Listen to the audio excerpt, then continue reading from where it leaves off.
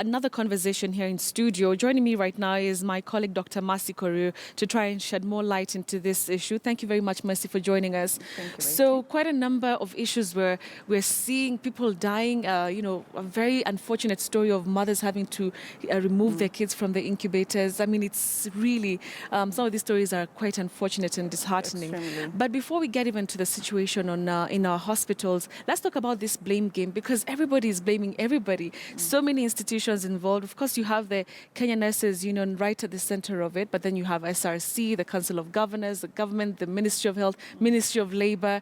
I mean, can you just shed light on who's who in this whole matter?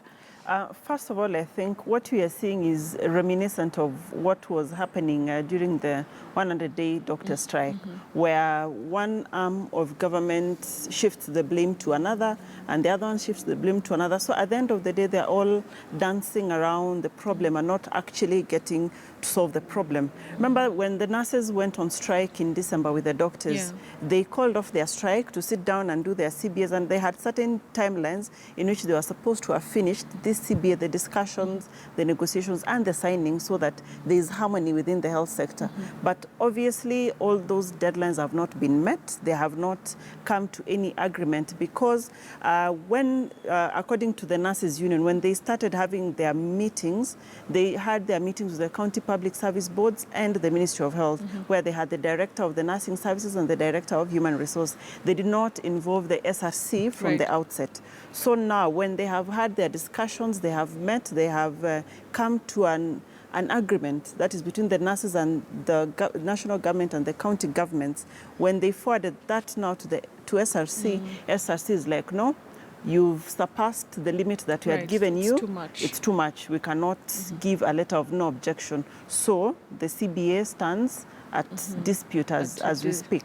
So one question, I mean, why would they not involve SRC from the get-go? Is it that there was really no substantial lack of commitment? Was it just to get the nurses to go back to work and then everything, goes back as it was? Because it doesn't make sense to have a conversation without SRC.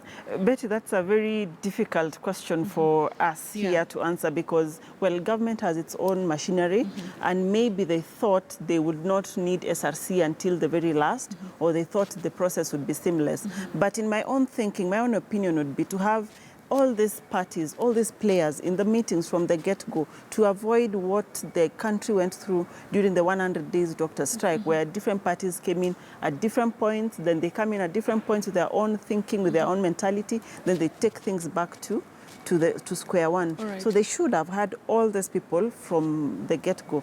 But now we are here, it's day 3 of the nurses strike.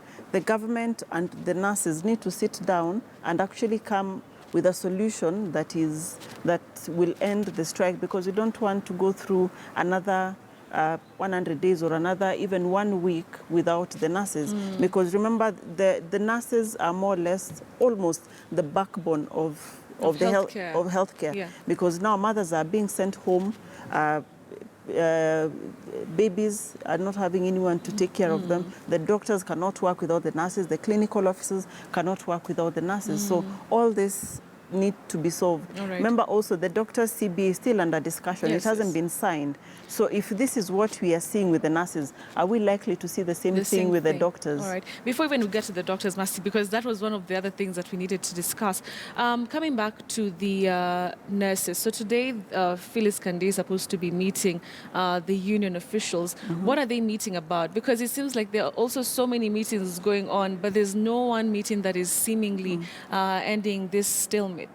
Well, the meeting by Phyllis Kande is supposed to resolve the dispute, whatever dispute is there between the Kenya National Union of Nurses and the 2 levels of government, that's the national and the counties. But as of this morning, talking to the nurses officials, they said they are not attending that meeting. So, why? Because they say, according to them, there's no dispute. They have sat down, they have discussed the CBA, they have come to something that is agreeable to them. So they have no dispute. It's just up to the government or the SRC to give that no objection and have their CBA signed. So according to their nurses, they don't have any dispute that is worth them going to have a sit have down, a meeting. to have a meeting this morning. All right. But as we learned from the previous strike, is that things change every minute. But we hope they will actually attend the meeting so that if any solution can come from this meeting, then it should. Okay, finally, you mentioned something to do with the doctors. So are we likely to see the same thing happen? Because they are quiet right now. We've been hearing bits and pieces of some noise, from different quarters of especially the officials. But are we likely, like in a few weeks, we'll see the same thing happen? I think with the doctors, last time when the doctors had called for a press briefing, they had almost given the government an 1 week ultimatum to have their issues resolved. And as of yesterday, the doctors' process and negotiations and discussions are going on well. So I'm hopeful that they can have their CBA signed, hopefully by next week, so that at least that's one problem solved in the healthcare sector. And hopefully now the nurses can have their solved. But for the doctors, I think so far it's on track, and we expect that by next week they'll have concluded their CBA and actually have it signed. All right.